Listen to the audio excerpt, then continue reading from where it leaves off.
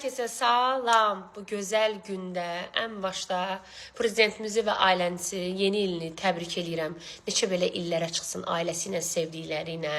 Buradan bütün Azərbaycanıma 2026 sizə inşallah ruzulu, bərəkətli olsun. Məni sevəni, sevməyəni fərqi yoxdur. İnşallah pis günləriniz 25-də qalsın. 26 sizə xeyirli olsun. Burada izləyicilərim, evlat arzusunda olan qızlarıma ana olmağı nəsib eləyirəm sizə. İnşallah qucağı dolu olasınız.